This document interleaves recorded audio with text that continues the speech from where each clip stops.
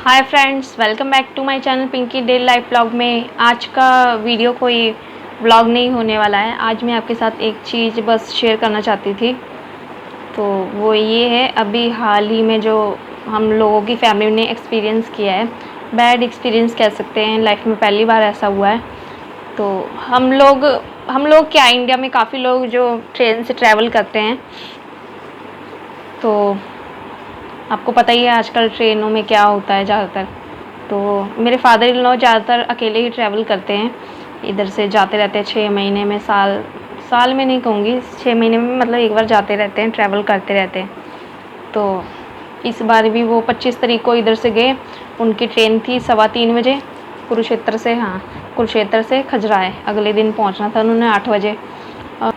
जैसे कि वो जाते रहते थे, हमको भी इतना टेंशन नहीं था, हमें पता था वो जाते रहते हैं, तो इतनी कोई टेंशन नहीं थी। और ये नहीं था कि वो पहली बार गए तो हमें बहुत टेंशन होगी, वो जाते रहते थे तो इतनी टेंशन नहीं थी। तो 25 तारीख को रात को 2:30 बजे हमें कॉल आता है, किसी अननोन नंबर से आता है।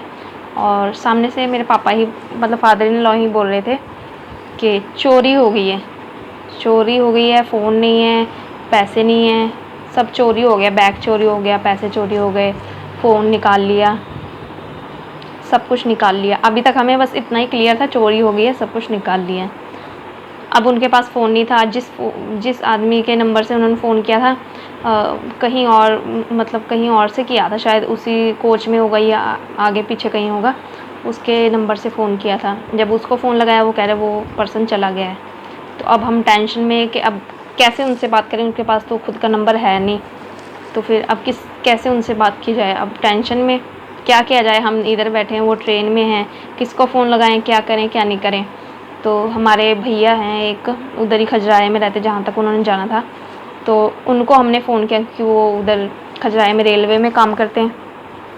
तो उन्होंने उस ट्रेन में, जो कि खजुराहो तक ही जानी थी, किसी अपने पहचान के, मतलब जो साथ में काम करते होंगे, उन्हीं को फ़ोन लगाया और पापा की ट्रेन की वो डिटेल भेजी कि ऐसे ऐसे देख के आओ, इधर कोई बैठा है, मतलब देख के आओ ये पर्सन उधर है या नहीं है।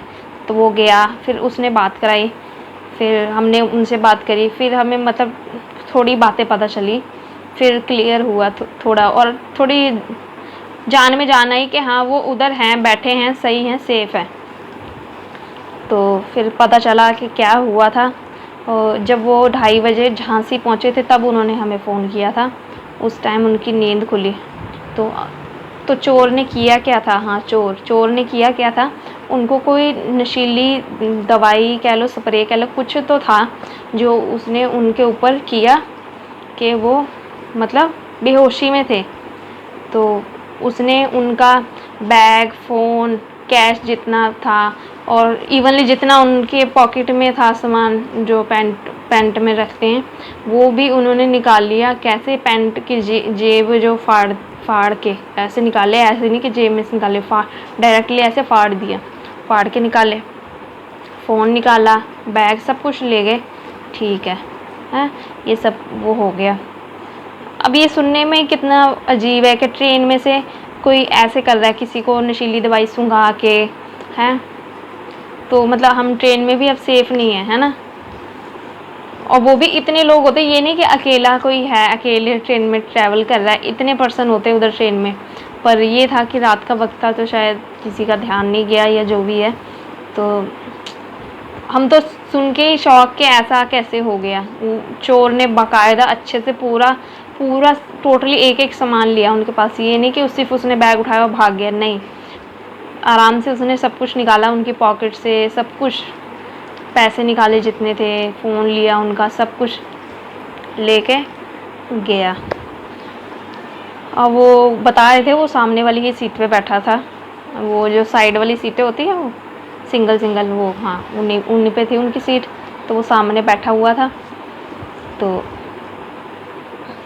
वो जो सामान गया, चोरी हुई, वो हुआ तो चलो ठीक है, लेकिन चोर क्या ही सोच के मतलब ये सब करते हैं, समझ नहीं आता जो है। तो चोर मतलब कौन चोर, अलग दुनिया से आते हैं? नहीं ना, इसी दुनिया में रहते हैं ना। तो मतलब हम ऐसा सोच सकते हैं किसी दूसरे इंसान को हम हार्म पहुंचा दें और उनका पैसा हम रख लें? ऐसा सोच सकते हैं? तो चोर अपना इतना दिमाग कहाँ से लाते हैं?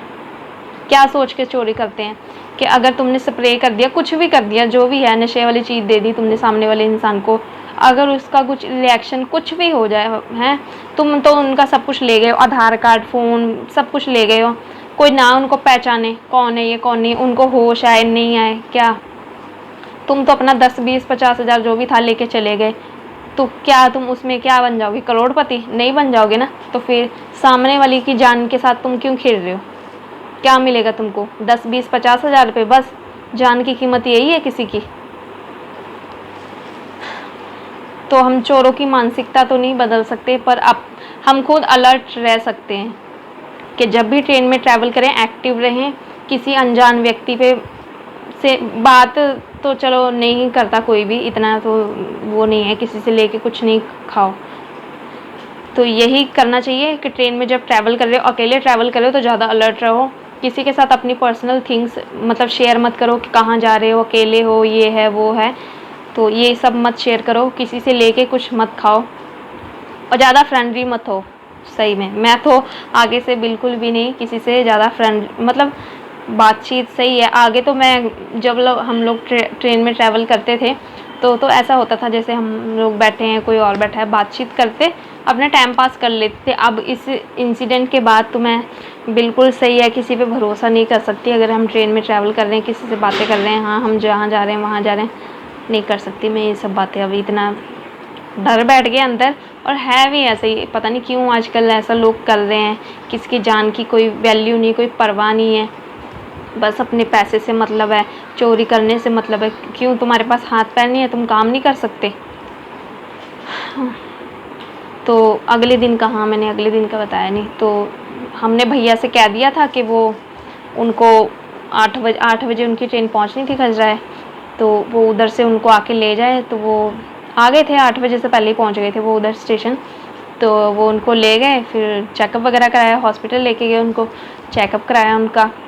तो कोई नशे वाली चीज़ थी, उनको जो जैसे भी कुछ खा रहे थे तो उल्टी कर दी उन्होंने, मतलब हजम नहीं हो रहा था कुछ, उनको कुछ नशा ही था। तो फिर डॉक्टर ने दवाइयाँ वगैरह दी, ग्लूकोज वगैरह चढ़ाए। तो एक दिन तो उनको ऐसा ही रहा, फिर अगले दिन, एक दिन बाद थोड़ा सेट हुए वो, एक दिन बाद उनको थोड़ा सही फील हुआ।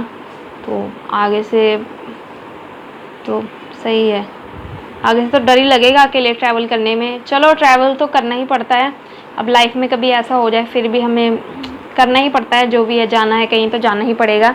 लेकिन एक बार ऐसा हो जाए तो इंसान यही सोचता है क्या अब हम सेफ़ नहीं है ट्रेन में जबकि एक अकेला बंदा नहीं ट्रैवल करता, इतने लोग होते हैं उधर, तो क्या हम सेफ़ नहीं हैं? नहीं है सेफ़, है ना। इसलिए हमें खुद की जिम्मेदारी पे ही अपना ध्यान रखना है, ट्रैवल करना है, और अनजान लोगों से तो दूर ही रहना है। और उनके साथ मतलब पर्सनल थिंग्स मत शेयर करो, कहाँ जा रहे हो, कहाँ नहीं जा रहे हो, अकेले हो, बस ये सब। और खाओ पियो तो बिल्कुल ही मत, अपना जो भी है अपना खुद का खाओ, और ज़्यादा बात ही मत करो किसी से। तो चलिए, ये हमारा था पर्सनल एक्सपीरियंस पहली बार।